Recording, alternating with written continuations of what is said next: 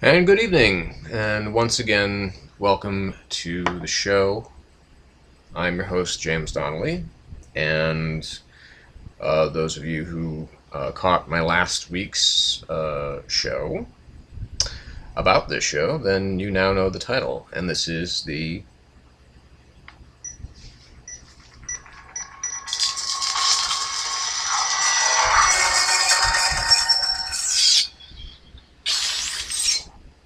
Jack Bauer Power Hour, or just the Power Hour, or the Bauer Power Hour, whichever you prefer.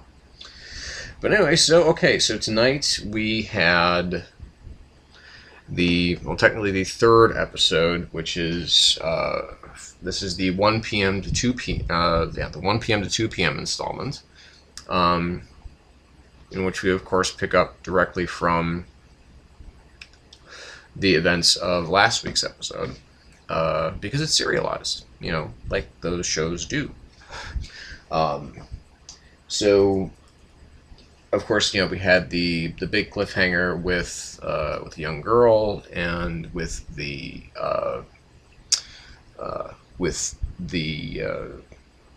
Derek Yates character, who got a knife stuck in his ear, and then the young girl now named Simone has walked off with this little black box, whatever you want to call it, that can intercept and take over drone communications, so they can hijack up to 10 U.S. military drones.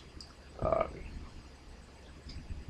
so Jack and Chloe are on their tail.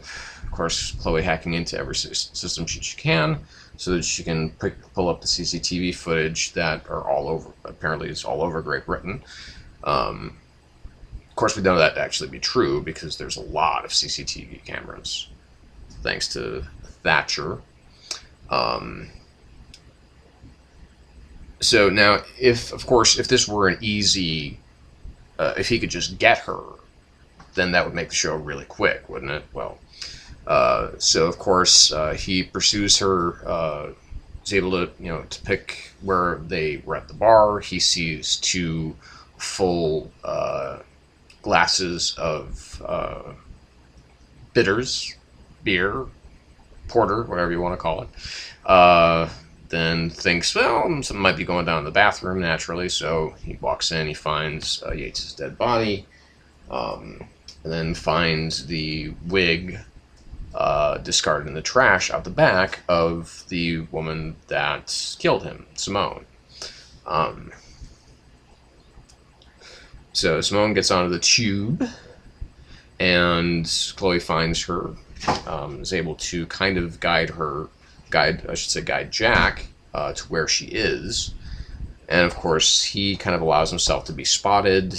And once she spots him, she takes out the switchblade that she has hidden up her sleeve, and slices across the top of her thigh to get some bleeding ready, so she can smear some blood on her face when she runs out the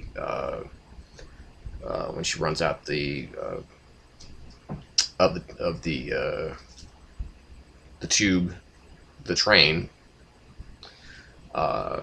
claiming that he's trying to kill her. So he, of course, punches his way through some poor commuters. They're just trying to get home.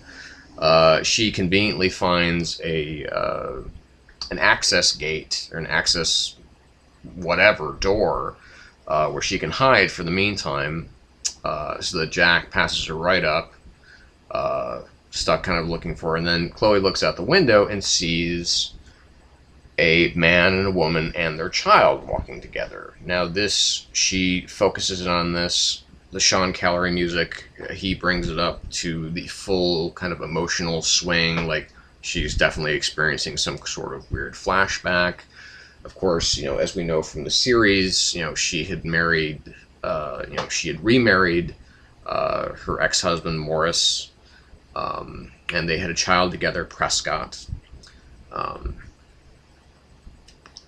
And of course, this allows Simone to slip away relatively unnoticed, or at least unnoticed by Chloe. So then when Jack gets in the car and he's not happy, then Chloe tells him why she spaced out.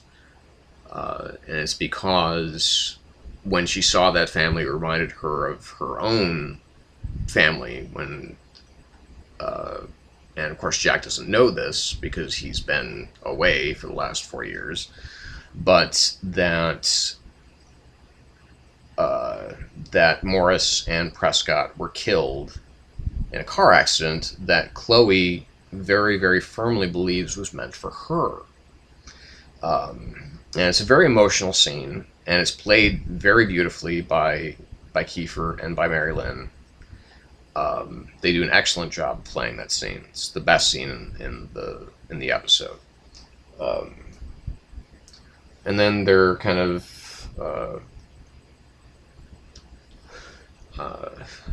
they begin to drive away, and then we see Alex and her.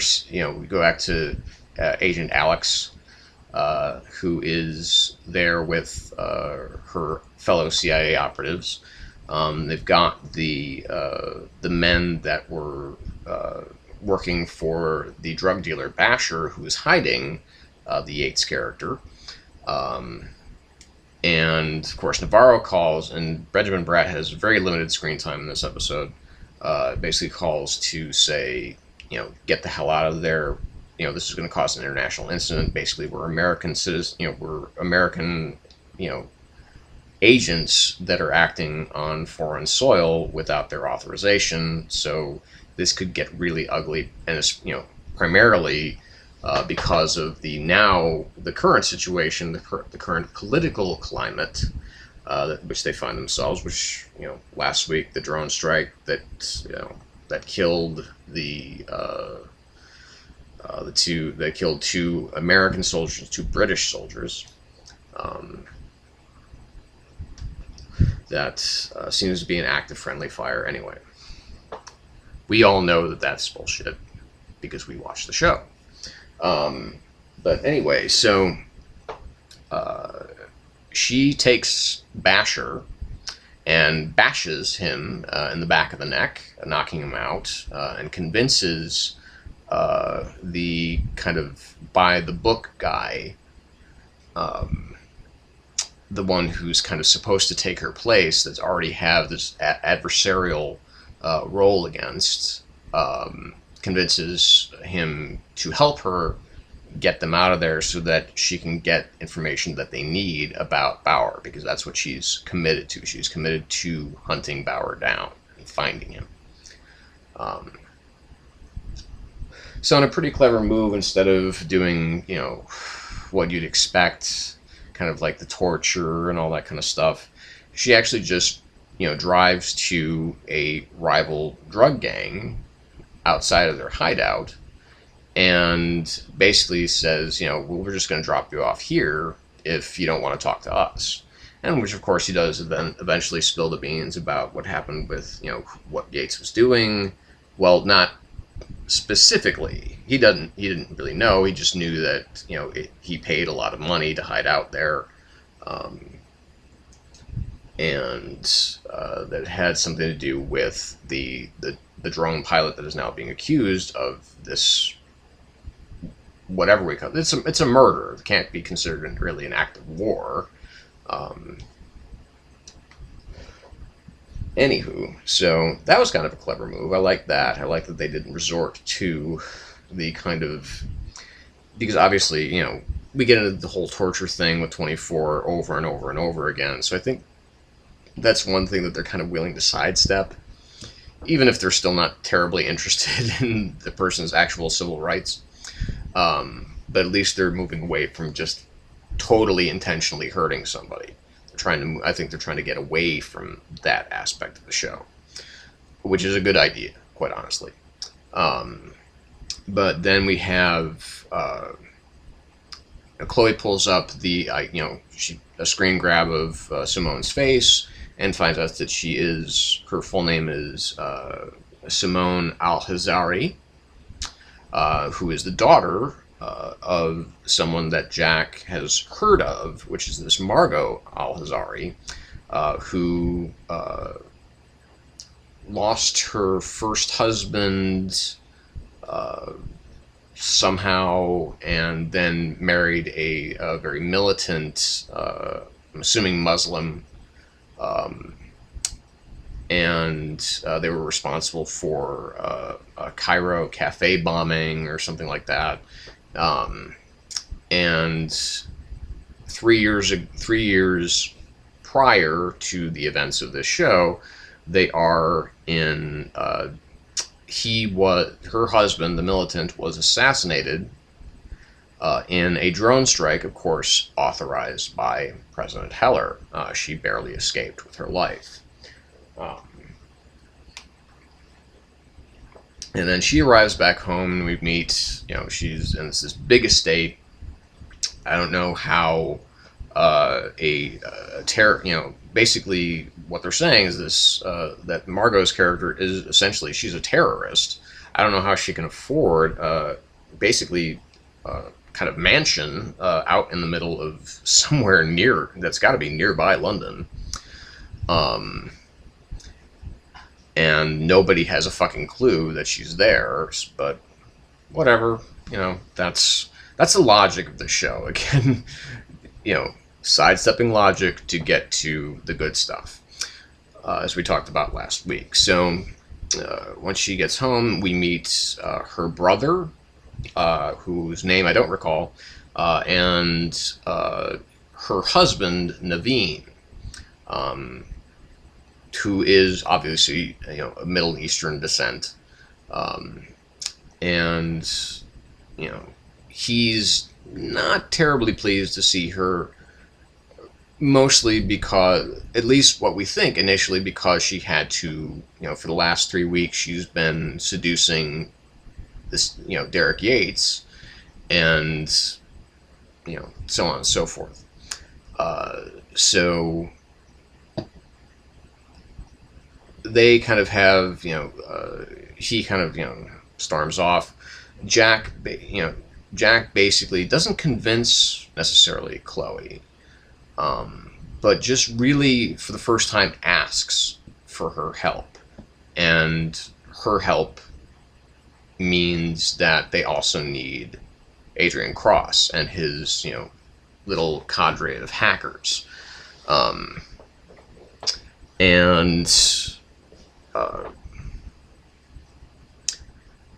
I think they call themselves Open Cell.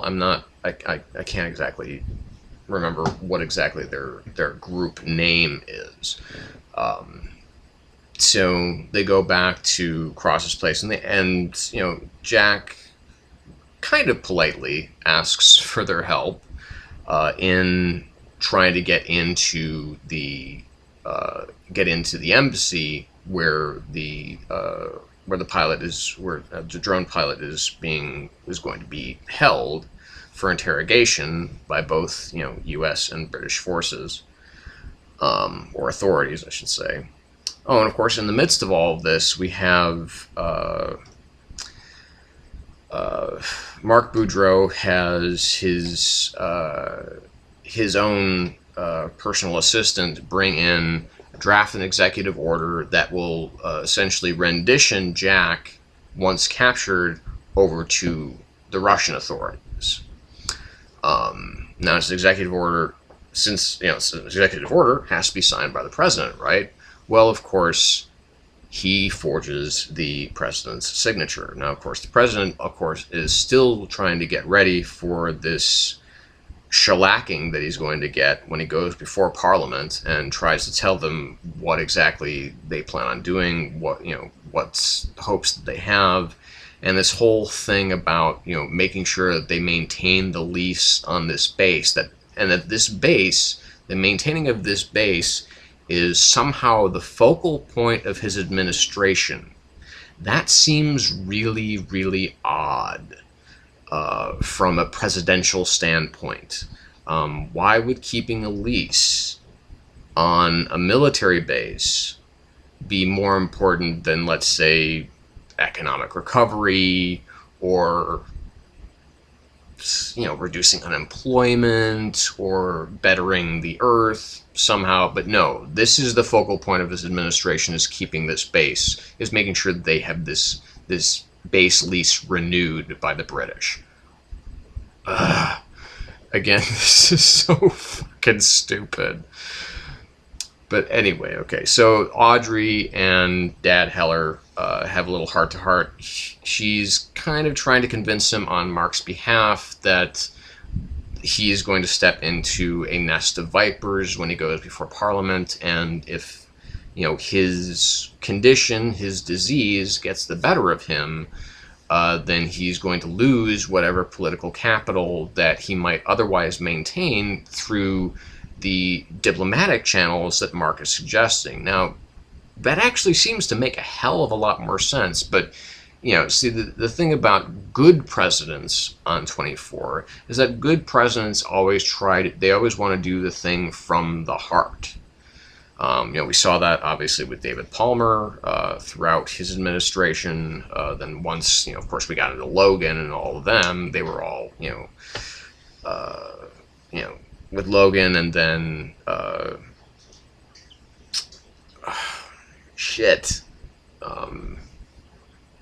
Cherry Jones, whatever the fuck her president's name is, President Taylor. That they were, she wasn't totally corrupt, but she was kind of corrupt. And of course, Charles Logan was totally corrupt.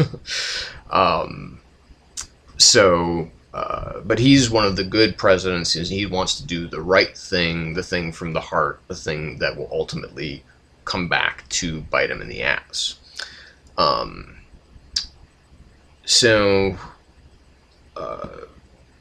Again, so both, Cross, so basically he's trying to make his way again into the embassy, which is, currently flanked with protesters, and he asks Cross and his group for help to get him in there, like I said before, and Cross just really wants this Bauer guy out of their lives. So basically both Cross and Boudreaux have a very, Boudreaux has a very personal stake in keeping Jack Bauer away from his life. Cross it's less personal and a little bit more pragmatic, but it's both ultimately pragmatic uses, but only one of them is essentially committing treason. Because you can't just forge the president's signature to an executive order. You really shouldn't do that, because if you get caught doing that, I think, well, it's not treason, but it's certainly against the law and shouldn't be done. And then we go back to the Al-Haziri house, or Harazi house, excuse me. We see that Simone is trying to get back with her husband, to, show them how dedicated, show him how dedicated she is to him. He's, again, we see him very much as the weak link in this conspiracy within this family, because the son of Margot is obviously, he's the tech genius, because he's got a whole, phalanx of computer systems and computer banks, about 10 feet away from roaring fireplace. Margot is obviously the strategist, and Simone is obviously the foot soldier. And so she starts to, have some sexy time with Naveen, and then we cut to an ultra creepy, skin crawly moment where we see that Margot is actually watching on a hidden camera in their bedroom that they're starting to basically get it on. She's just kind of watching, like, it's like, how can you watch your daughter do that? And, I don't know if they're just trying to really make this seem a lot more twisted than it should be. Because it is. That's really fucked up. Um, and then that cuts to a commercial, and then when they come back from the commercial break, which of course, only lasts about 2.5 minutes usually, maybe 3, they're already post-coital. They're already done. And Jack, of course, he is in line. He has these credentials that were forged for him that will get him into the building, but Cross, again, he's double-crossed Jack. Chloe senses this, tells him to get out of there. Of course, the bobbies start coming after him, and he, punches one of them, takes him to the floor, grabs the constable's gun, which I didn't know that they were allowed to carry guns in Great Britain. He drops his go bag for some reason, which I thought was a little bit confusing. And then he starts kneecapping some of the protesters. And of course, right before this, President Heller has just gone before Parliament, and they are just, literally, there's no. He just barely gets on the podium to speak after speaking with Stephen Fry for, again, about 60 to 90 seconds, which is much, much, much less screen time than an actor like Stephen Fry deserves. And he gets up there, and just immediately Parliament just starts, just fucking blasting him from all sides. And it's like, wow, what the fuck? Robin Williams once described the House of Commons as like the House of Congress with a 5-drink minimum. And I actually think that's a pretty appropriate quote for what we saw tonight, because that just doesn't seem... Of course, I don't watch Parliament.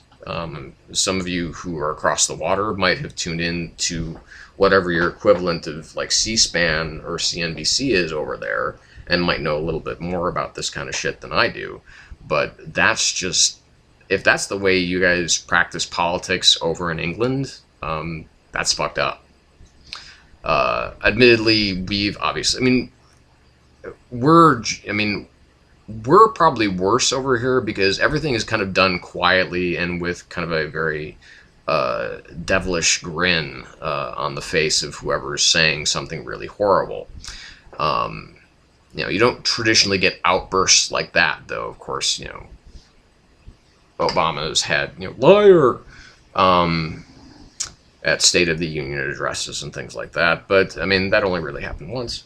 So, anyway, so the episode ends with, of course, Alex has just arrived on the scene, has spotted Bauer from the back of his head, and of course she shouts, "Bauer," and he turns around. It's like, you gotta learn, but I guess it's instinctual. When somebody yells your name, you're bound to turn around to see who exactly it is that's shouting your name.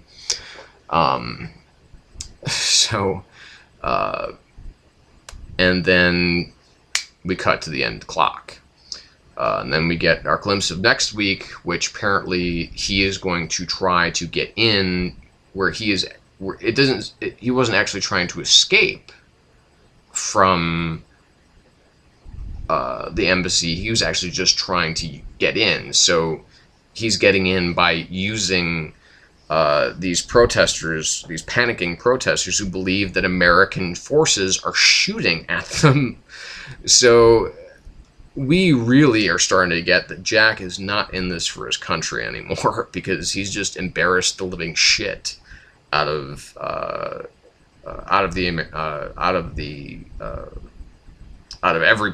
every power that he's just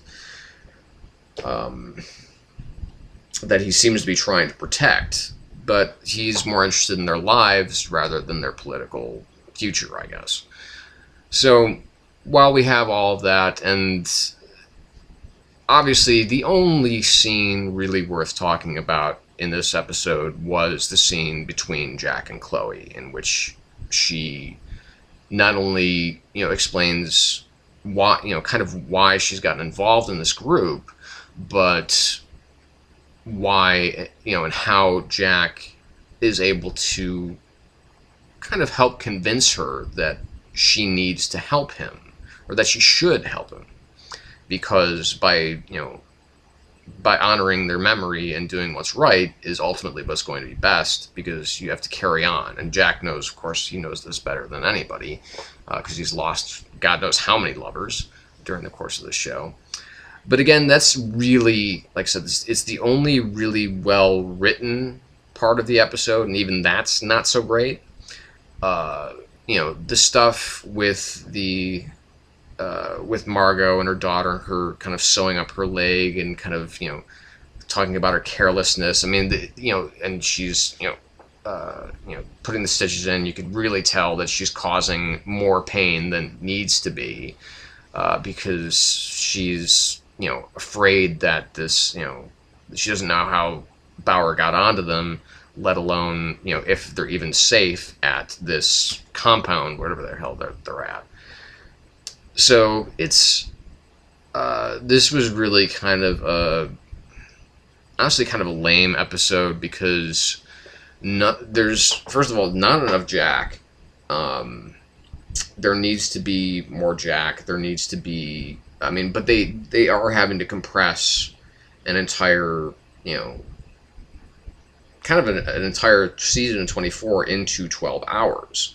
And they've already used up 3. So I guess it's just, we're at a crossroads right now where if this doesn't get really cool really soon, but I get a sense we're going to get a lot of Jack next week from the preliminary teaser for next week's episode, so that's good. And I think Chloe's going to maybe start to throw in the towel with this group, because she feels that what she's trying to do and what Jack's trying to do, maybe this Adrian Cross character doesn't really have their best interest at heart. And of course, next week apparently we're going to be getting that Audrey will be informed indeed that Jack is not only still alive but is there in England, right in their proximity. So what will happen? Again, nobody's performances other than Kiefer and Marilyn Reichkub's performances really did anything for me this week, with the exception of course, Michael Wincott. I always love Michael Wincott, and